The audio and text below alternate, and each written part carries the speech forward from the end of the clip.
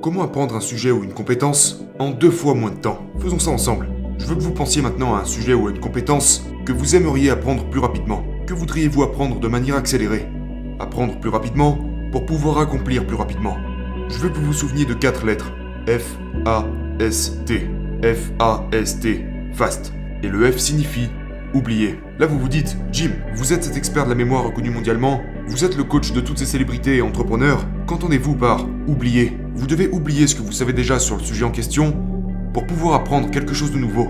Souvent, la plupart des gens n'apprennent pas plus vite parce qu'ils ont l'impression que leur coupe est pleine et que par conséquent ils n'ont plus rien à apprendre. Donc rappelez-vous toujours de commencer avec un esprit de débutant. Je vous dirais aussi, oubliez ce qui se passe dans le monde ainsi que tout ce qui est urgent et important dans votre monde. Parce que si vous pensez aux choses qui se passent autour de vous, en plus de vouloir être dans l'instant présent, vous n'y arriverez pas. Parce que si vous êtes distrait, vous ne pourrez utiliser qu'une fraction de votre potentiel. Et je rajouterai aussi, oubliez vos propres limites. Parce que vous ne savez pas ce que vous ne savez pas. Souvent les gens me voient sur scène mémoriser les noms d'une centaine de personnes ou d'une centaine de mots, et je leur dis toujours que je ne fais pas ça pour vous impressionner. Je fais ça pour vous montrer ce qui est vraiment possible. Parce que la vérité c'est que vous aussi vous pouvez le faire. Quel que soit votre âge, vos antécédents ou votre éducation. C'est juste que l'on ne vous a pas enseigné à le faire. On vous a enseigné un mensonge. Un mensonge selon lequel votre intelligence, votre mémoire, votre éducation est en quelque sorte figée. Comme votre pointure par exemple. Mais nous savons que votre apprentissage est absolument illimité. Alors mettez vos limites de côté et oubliez-les. Le A de fast signifie actif. Qu'est-ce que j'entends par actif? Si vous vous sentez dépassé par une trop grosse quantité de choses à apprendre en trop peu de temps, par exemple, est-ce que vous avez des livres sur votre étagère que vous n'avez pas encore lus? Vous recevez plus d'une dizaine d'emails par jour, vous écoutez des podcasts, ça représente beaucoup d'informations. Et si vous vous sentez stressé du fait que vous n'allez pas réussir à suivre, voilà le truc. Ce n'est pas de votre faute. Vous savez pourquoi? Parce que nous avons tous reçu en grandissant une éducation adaptée au XXe siècle, qui nous a donc préparés au monde du XXe siècle. C'est-à-dire pas grand-chose de plus que de travailler dans des usines ou des fermes. Mais aujourd'hui nous vivons à l'ère des voitures électriques autonomes, des vaisseaux spatiaux qui se rendent sur Mars. Mais si l'on devait associer une époque à notre méthode d'apprentissage, ça serait celle des charrettes à chevaux. Et l'un des plus gros problèmes, c'est que nos écoles nous ont habitués à être très passifs. Rester assis et écouter le cours. Consommer simplement des informations. Mais votre cerveau n'apprend pas par la consommation. Il apprend par la création. Et donc, vous aurez beaucoup de mal à apprendre en tant que spectateur. Vous devez prendre des notes, poser des questions. Il y a beaucoup de choses que vous pouvez faire pour être plus actif. Le S de fast signifie état. Qu'est-ce que je veux dire par état? Je parle de l'humeur de votre esprit et de votre corps. Parce que voilà la clé d'une meilleure mémorisation. L'information, combinée à l'émotion, devient un souvenir à long terme. L'information combinée à l'émotion devient un souvenir à long terme. Qu'est-ce que je veux dire par là? Y a-t-il une chanson, un parfum ou un aliment qui pourrait vous ramener à l'époque de votre enfance?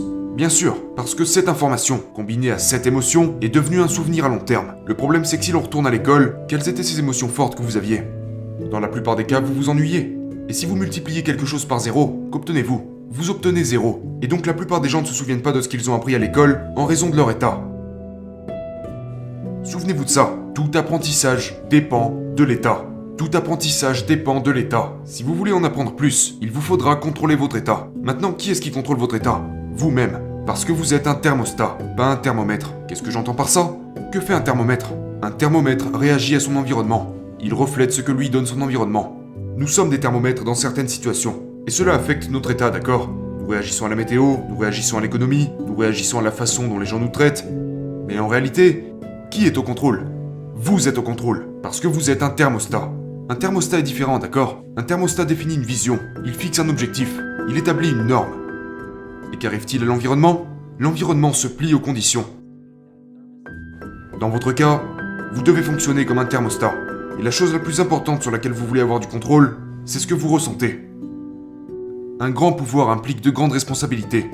Et le contraire est également vrai. Une grande responsabilité procure un grand pouvoir. Lorsque nous prenons la responsabilité de quelque chose, nous disposons alors d'un grand pouvoir pour l'améliorer.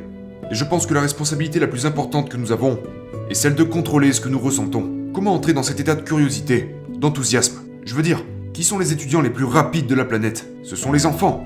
Les enfants sont fascinés. Une de mes citations préférées vient de Rumi qui dit « Échangez votre intelligence contre la stupéfaction ». Et pour finir, la lettre T. Si vous voulez apprendre un sujet ou une compétence plus rapidement, apprenez-le en sachant que vous allez l'enseigner plus tard à quelqu'un d'autre. Parce que lorsque vous apprenez dans le but de transmettre, vous devenez naturellement beaucoup plus attentif. Vous intégrez ce que vous apprenez et vous vous en souvenez différemment. Parce que voilà ce qui se passe. Quand vous avez enseigné une chose, c'est comme si vous l'aviez appris 2 fois.